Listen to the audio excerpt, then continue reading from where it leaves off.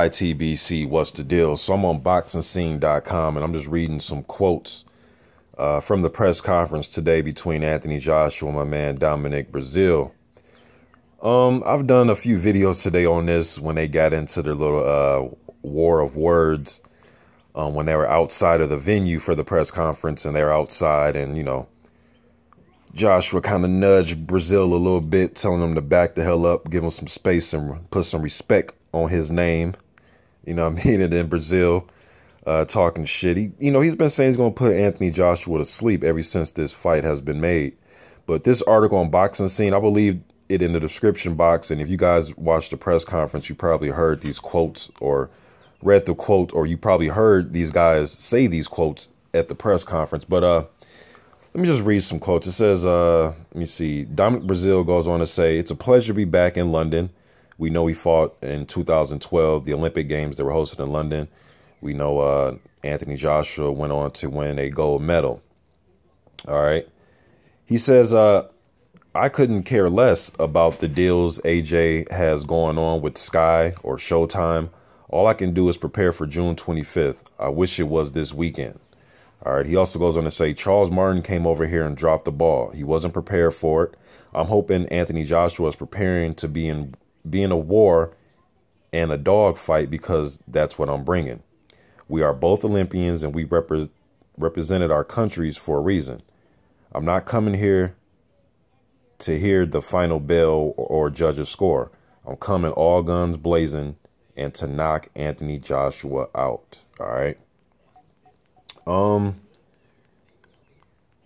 I like that he feels that way.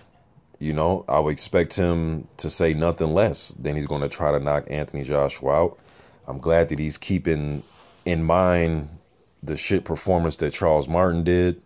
And I mean, we can argue that, I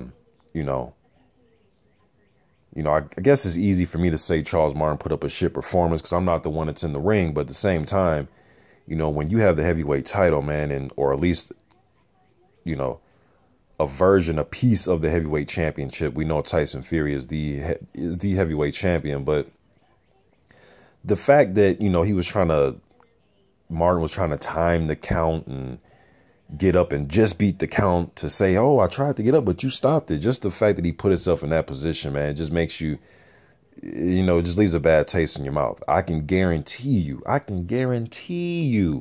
Deontay Wilder would not. Let's say Povetkin puts down Wilder. Wilder's not going to get up trying to time a count and play around. He's going to get up and fight, man. And Dominic Breazeale, I believe, is, if he does get knocked out, he says he's not looking for the final bell. So I think he's going to go in there. He may tire himself out trying to look for a knockout. Doesn't mean he's going to go in there first round gun, throwing just wild haymakers, not trying to set anything up. But I do believe he will go in there looking for a knockout, more so than what Charles Martin did. Even if it gets him knocked out, I believe that Breazeale is going to truly go in there looking to land something big. Now, whether that happens or not, I guess we'll have to wait and see for June 25th. But I do believe his mindset is going to be a lot different than Charles Martin. He can also learn from the mistakes that Martin made as far as the way he prepared for the fight leading up to the fight. But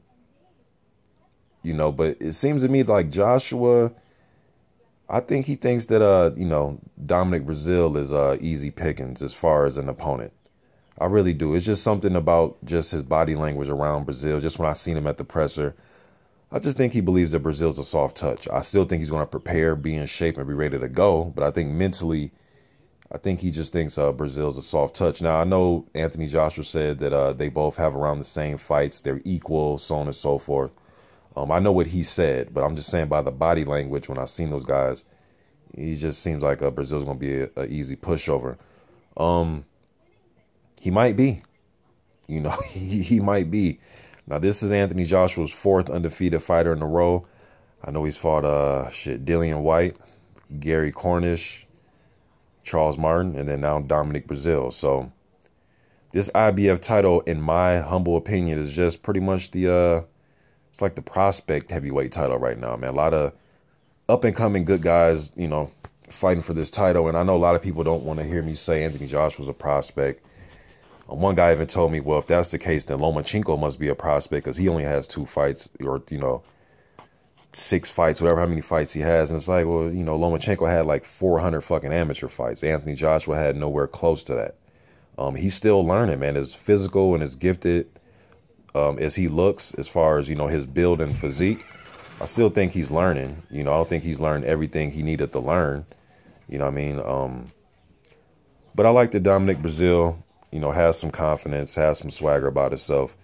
And he's going to be coming to look for a knockout. Now, whether, like I said, he gets knocked out in the process of this, that's fine. But I hope he doesn't go out there posturing. And if he gets knocked down trying to time a damn count, just go out on your shield, man. 2 big boys in there. Go out on your shield. You know what I mean? YTBC. I'm out.